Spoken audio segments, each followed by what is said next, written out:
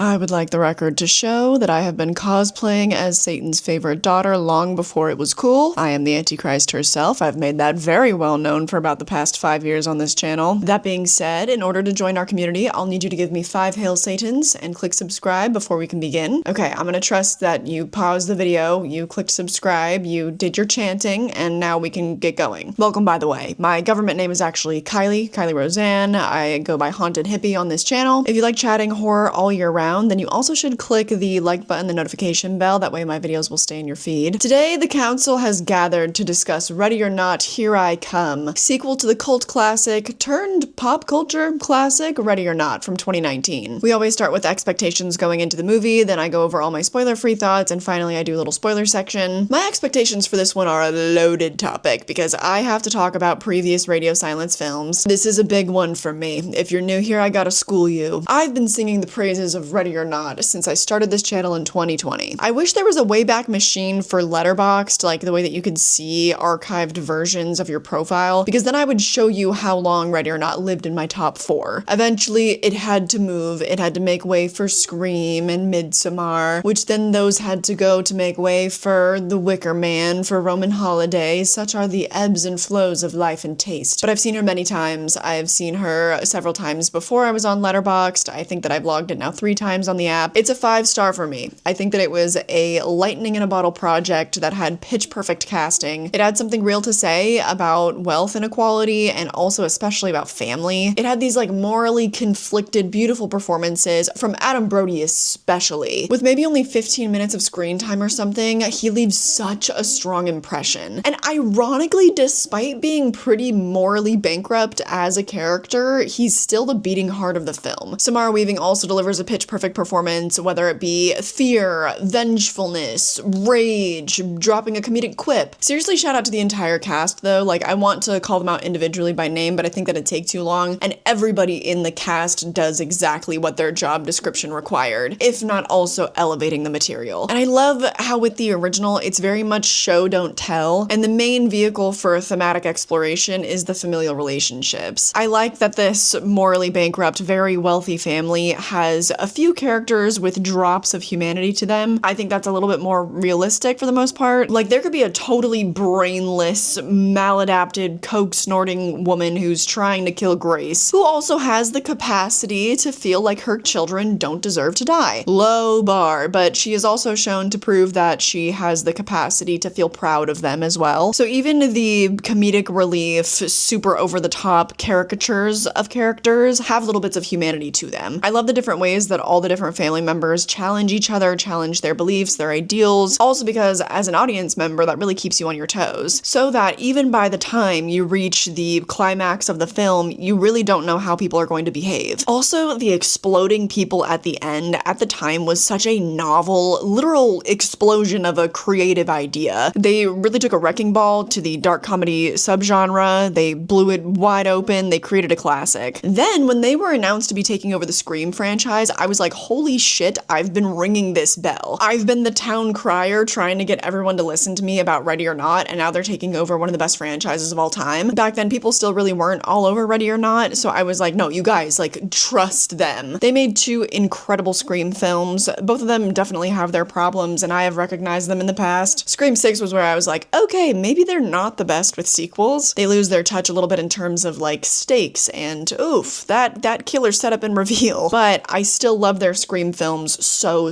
much. In fact, I rank both of them above one of Wes Craven's Scream films, which is Scream 3. That didn't used to be the case, but they've grown on me more and more over the years. I lost a little bit of my spark initially, like right after Scream 6 was released, but over the years, as I've said, I've become just a lot more forgiving of the blunders of that sequel, and I love it to death now. At the time, I managed my expectations a little bit for Abigail, but I was really excited that they were going to be creating fresh IP, so I was like, oh, awesome, I'm ready to see some new ideas. I think the marketing did them really dirty, but, you know, I was still pretty pumped up, and it turned out to be very underwhelming for me. I thought it was way too much of a retread of Ready or Not, despite the fact that it was a vampire film, and I just felt like it didn't really have anything new to offer. I loved all the actors in Abigail, I loved the new people they teamed up with, I thought that it was sometimes funny, but the whole time I couldn't help thinking, man, something really similar happened to my friend Grace a couple years ago. So I wasn't the most excited person for Ready or Not 2. You might think so because of how much I love the first first one, but I didn't have that much faith in these guys with sequels, to be honest. After Abigail and Scream 6, with their reluctance to raise stakes and relying on the tropes they created for Ready or Not, I was like, these guys don't really get out of their comfort zone, you know? I did think that this film was going to be stronger than Abigail. I was hoping maybe they were a little in touch with the fan base, just a bit. Maybe they'd be a little bit more self-aware of the changes they would need to make a stronger film than Abigail. So I had a little bit of that faith, and also I saw like 4 or 5 of my mutuals on Letterboxd giving this film a 4.5 to 5-star rating, but I have gotten really good at not letting that affect my excitement too much. Never saw any of the trailers. I didn't even know majority of the cast that was going to be in the movie. If I knew I was going to see Sarah Michelle Gellar, I would have been stoked. But right before I went to the theater, I also rewatched the original movie. Like, seriously, I finished it, and then within 10 minutes, I was on my way to the theater. And after watching that, I was like, you know what?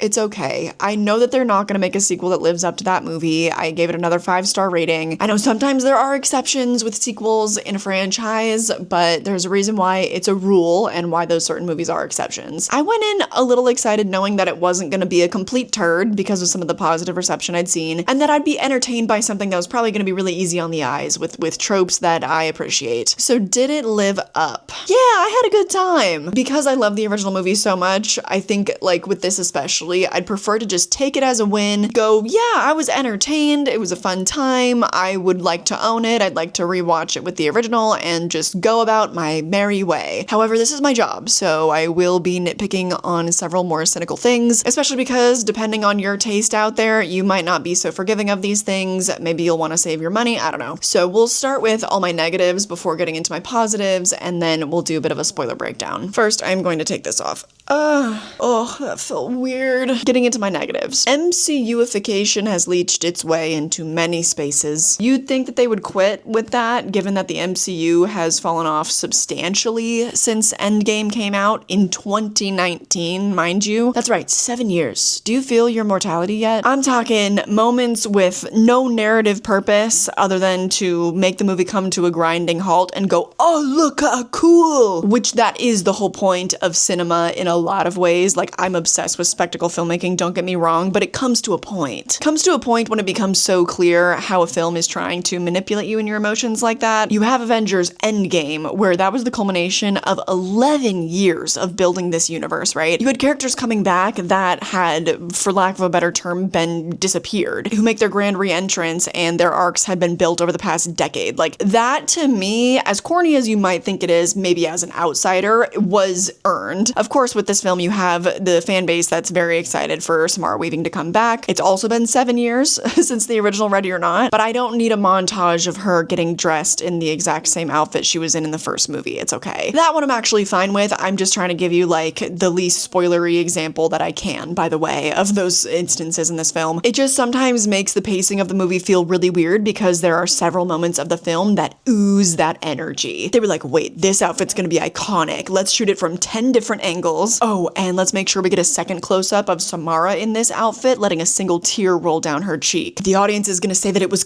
one more angle, one more angle. I'm not gonna lie to you, sometimes it is deserved, and I'm like, damn, that was a good look. But sometimes with the wardrobe, I'm like, wait, these are supposed to be the wealthiest people in the world. Why are their clothes not perfectly tailored and higher quality fabrics? There's no way for us as the audience to know whose decision that fell on. My best guess is usually execs being a little bit tight with their coin, but I think it was the wrong decision here because I get the idea of quiet luxury, stealth wealth. That's my preferred fashion sense for rich people. It's like, dress nice, but keep that to yourself. But I'm saying the characters in this film did not look luxurious to me. Maybe I should give the movie the benefit of the doubt that in these times we live in especially, a lot of rich people, dare I say even the majority of them, do not understand the quality of goods, including clothes. And if you go into their houses, rich people are gonna have some of the tackiest taste you've ever seen. I just thought for the characters represented in this film, film, those wardrobe choices didn't really match the aesthetics of these characters. Like, why am I seeing puckering in the seams of a jacket on the wealthiest woman in the world? Why does it look like that jacket material could be found at Joann Fabrics? Oh, rest in peace, by the way. Enough of that, though. Also, you might not be pleased to hear that it reheats the old storyline in many ways, or maybe you will be pleased to hear that. So once again, this movie really does not stray outside of its comfort zone. There are some new ideas and elements that I think help justify the movie's existence, but most of the plot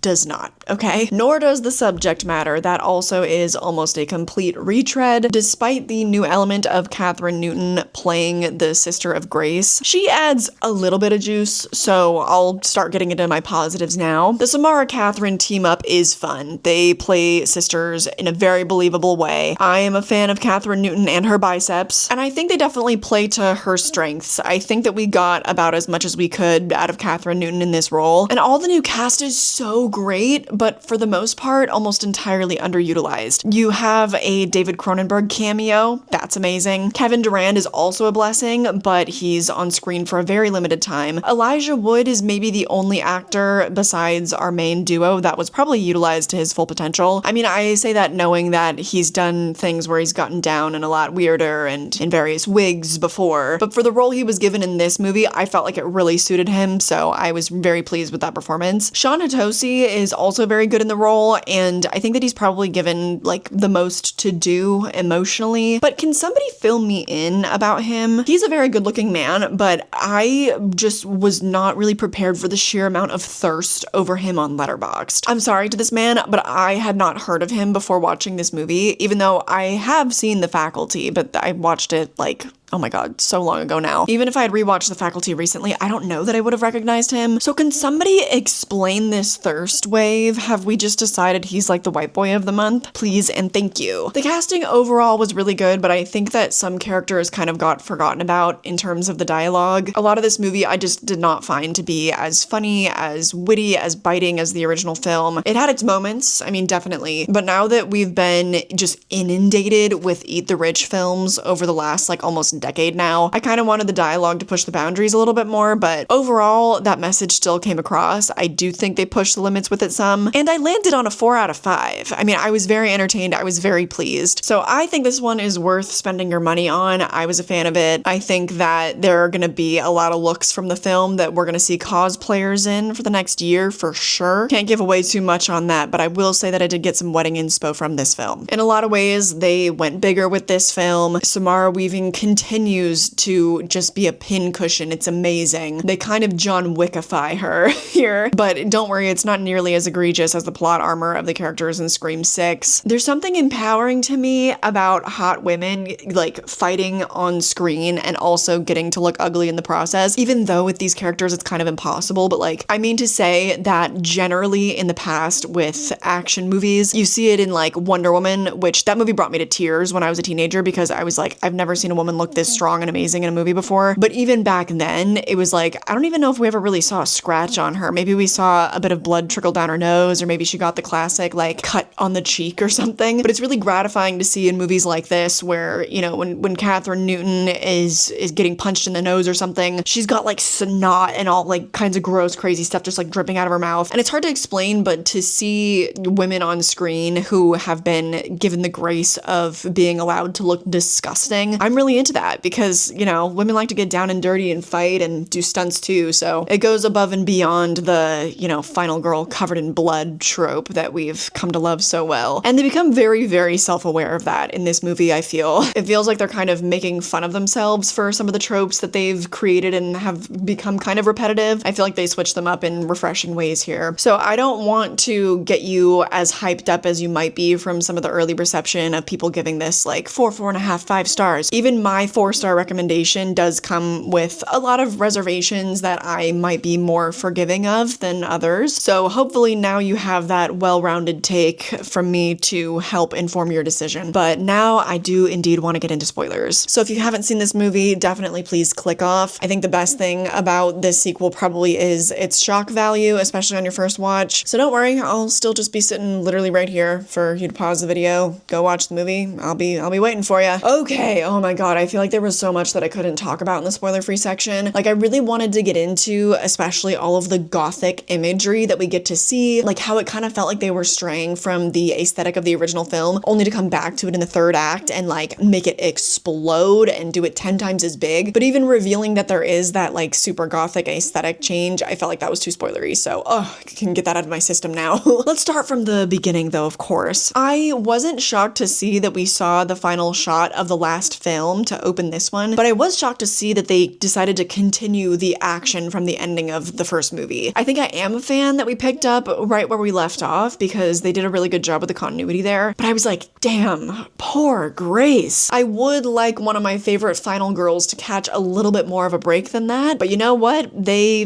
John Wicked her, so she's all right. I do think some of the continuity with her wig was a little rough though, or maybe not necessarily the continuity, but no, yes, the continuity, because I feel like the movie started and it was laid really well, unless that was somehow her real hair, I'm not sure. Towards the third act, it looked like they did, I forget what it's called. It's when the wig starts like right here, like almost halfway back on your head, but throughout some of the middle act where there was more action, I felt like I was kind of seeing some like the seams and stuff of the wig. Not my favorite. I wish we could have started the movie with her getting more of a clean slate in the hospital, like them fully washing out her hair and stuff, and maybe she like takes out her extensions or something. That way we could have had a little bit more ease with the continuity there, because I don't know if the quality of wigs has gone down in the last decade or whatever, or if I've just gotten better at noticing it, but I do not want to be noticing a wig. Getting ahead of myself and way too stuck on this wig situation. Sorry. In the very opening, we also meet her sister Faith, which I thought at some point in the movie we would get a little bit more like character backstory reveal as to why they were named Grace and Faith. They did touch on the fact that they both had to escape this foster home, and we did get a lot of backstory revealed. So I kind of, I guess, like that maybe it's implied that their original home, maybe they experienced some religious trauma or something, or maybe it just goes in the theme of the movie and all the hailing Satan and everything, I don't know. But when we first meet Faith, I'm like, okay, doing too much. They tried too hard to give Catherine Newton a cool girl thing. Like, I don't know why she has to be nodding at the patients in the elevator and like popping bubble gum in her jean jacket. Can she just walk into the film like a normal person? But immediately after this, we get to meet a lot of the cast. You know, David Cronenberg shows up only for a blissful few minutes. I do think it was rather boundary pushing that they had a moment where his character is like watching the news coverage of war on his TV, some unspecified war. He picks up the phone and he's like, okay, you can approve the ceasefire, and the war just ends in front of him. Because I think that's how a lot of us at the mercy of our governments and stuff like view the elite class. In a lot of ways, it does really feel that easy, because it's like all of this bullshit and suffering and whatever is for profit at the end of the day, so like just stop it. But his children come in, Sean Hatosi, Sarah Michelle Gellar, Titus and Ursula Danforth. I like the way that this movie slowly reveals information where they have to kill him and you're just like, oh my god, what, why? We meet some of the other characters, we see them from around the world getting the call, and then we pick up with Kevin Durant, who is so good at acting deranged. Now, as far as I'm aware, he's utilized his Elon Musk lookalike features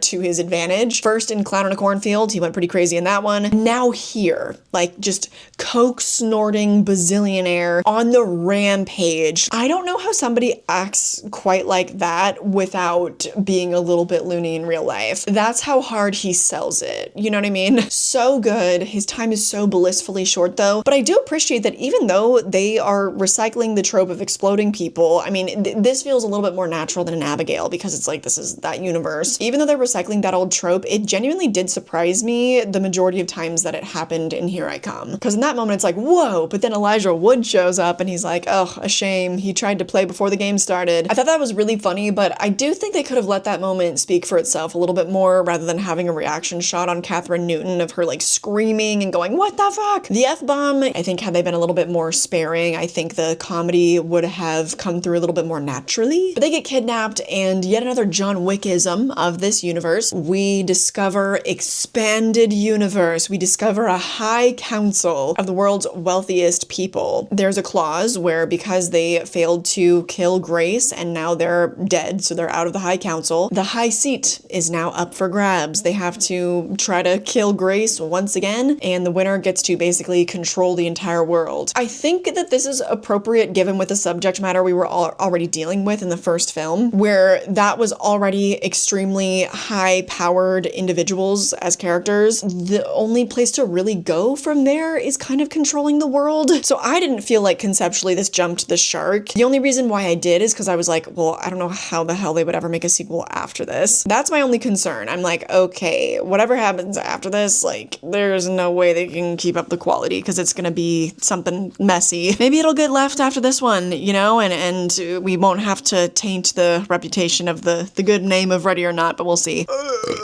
Sorry. One thing about this that I guess I probably could have mentioned in the spoiler-free section is that I didn't feel that a lot of the new characters were standouts the way they were in the original film. I did not feel invested because these characters just weren't really doing it for me. As much as I love Sarah Michelle Gellar, she was the only actor that I was familiar with, I think, that made up the council, you know, and then there was Elijah Wood, but he was like the lawyer, kind of the trustee, if you will, of the Labal earthly estate. Labale. And I think that they were just a little bit too caricaturized, maybe, for me to feel any truth to the comedy they were trying to deliver. In the first movie, because of the cast chemistry, you really buy into the fact that they're family. So all of the comedic moments, I feel like Reed is a lot more sincere. For instance, the moment where Alex is knocked out by his father, and I mean, maybe it's just because Adam Brody and Henry Czerny are just so amazing, but Alex's father flips a coin and he's like, tails. And Daniel's like, oh my god, it doesn't matter, let's just pick him up. And Tony's like, I gotta get my gun, and Daniel's like, you can come back for it. Pretty sure we've all been there with a family member where you can get away with being a little more snippy with them because they're gonna keep loving you anyway. I didn't really feel any of those kind of like complex familial bonds anywhere in this movie, besides, I guess, with Titus and Ursula. They explored a little bit of their twin dynamic, and I mean, really just with him like kind of going crazy, but that was kind of there. They really saved all the familial exploration stuff for Faith and Grace, which I think was well done. I know that some people felt like that brought the pacing of a movie to a halt. I actually don't think that it did, because you have to have action breaks in between acts and things, and I didn't mind that. Like, sure, it would be great if the entire movie was just go, go, go, go, go, but they already treated Grace like such a pincushion in this movie that I think that pacing and slowing things down also helped us to keep a toe in reality in terms of like the survivability of all of this, you know? I think their sister dynamic was justifiable because we don't get to know Grace very well in the first movie. I like that she was a lot more fleshed out with this sister character. We got these bits and pieces about her before, but so much of the first movie is just one giant survival run that we don't have any time to really get to know Grace. So this was nice. I was a fan of those moments we got to explore her character. I also think another thing about the story that justified this movie's existence in a big way was the new concept of marriage, you know, the loophole in the clause, where if she married somebody from one of these families, they would get the seat and she would be spared. There's not a whole lot to the story throughout the, you know, middle run of the film. It's just good, fun action. I like the washing machine kill. That was fun. I think also it's symbolic that you have these two, like, working class women who are killing this guy in a fancy hotel, like, giant washing machine, and they actually know how to run and operate it. To be so honest with you, if I were faced with that giant machine, I don't think I would know what to do. The kill is just good, clean fun, or should I say good, messy fun, but also I think symbolic in a lot of ways. So it was nice we got some of those moments from this movie because it feels in line with the thematics of the first film and etc. One thing thematically that I think was maybe a little bit too ham-fisted was the idea that Grace abandoned Faith, and how much that was played up between like her telling Faith to run, but then Faith coming back and kicking Sarah Michelle Gellar's ass off of her, and then Grace having the opportunity to escape, but then ultimately going back for her sister. I think it was hammed up too much because there's especially that moment where you have Ursula on top of Grace and she stabs this like giant nail through her chest, and Faith was kind of just standing right there. Like, she tells Faith to run, and I mean, never for a second am I gonna buy into the fact that she actually will. So I just don't think that scene was effectively crafted because Faith was never gonna leave Grace, and she let her get stabbed with this giant nail before she kicked Ursula off of her. So that just was a moment that felt like a little bit silly to me. And of course, we know that Grace is not just gonna run off the property and save Faith. We haven't even gotten to the climax of the film yet. So to even begin in to try to lead the story in that direction. Like, come on. I don't think that there's a single soul in the audience who would have been dumb enough to buy into that. But I loved the climax. I loved the climax. Talk about getting fucking dirty. Her whole look, I know that they got 12 million angles of that dress and they want to see the girlies cosplaying in that black wedding dress and the crown and everything. Oh, and they did make the cardinal sin of making Samara Weaving beautiful except for the one cut on her cheek. But oh my god, was that a look. I can't blame them for getting a million angles. I had already wanted to wear like a gothic black wedding dress for my wedding, if I can ever afford a wedding, you know what I mean? But this kind of solidified it. I was like, yup, I knew I wanted my wedding theme to be till death do us part, and this is the look. I already have my veil, see? Just kidding, this one is very, very cheap. I would like to have a crown situation like Samara Weaving had in this film. Okay, no, we're not doing this again. There were definitely predictable elements to the ending. Like, I knew that she was gonna stab Titus to death. I knew there was no way that this character was actually gonna be selling her soul. That is a misdirect I could see working on some people because maybe she's really doing it to save her sister, but I knew that was coming. What I did not see coming, though, was the follow-up to that. The cinematic experience of watching these wealthy elites diving into their sacrificial pit for their precious ring. A lot of Lord of the Rings parallels with Gollum jumping into the lava, right? And Elijah Wood is also there. I thought this was so gorgeous. The homage to Renaissance paintings when all of these people are like killing themselves in this pit over this ring. The flashes to this artwork that prophesized these events. Samara Weaving becoming a literal queen, like the queen of the world, the queen of Satan's bidding on earth. This feels kind of like the peak of her Scream Queen career. I love that they went all out on that. It really worked for me. Obviously some elements to that were a little bit hammy, but that's my type of shit. That is my aesthetic right there. So this movie was made for me. I was pleased with it, very pleased with it as a follow-up to the original Ready or Not. I do think ultimately that we can leave it there. I don't need a Ready or Not 3, but of course I would be sad for it. Like I said, I don't know where on earth you could go from the concept of this film. Like, you've already defeated the people who ruled the world, so what, now you're gonna go to hell and kick Mr. LaBelle's ass yourself? Like, I don't think so. What were your thoughts on this film? What did I miss in the conversation today? We can carry on chatting about it down below. But also while you're down there, you know, check out all the other links in the description. I do have a second channel where I primarily talk about physical media. I also have a Patreon and memberships on this channel where there's a lot of overlap in the bonus content. So be sure to check that out. You can find me on Letterboxd. That's the social media I'm most active on. I'm also on Instagram, I guess. But again, if you're new here, you know, I talk about horror once, maybe twice a week, every single week on this channel. So stick around, join my cult. We don't go around exploding here, so you should stay. But more than anything though, I just hope that you enjoyed this video and that I catch you in the next one. Bye!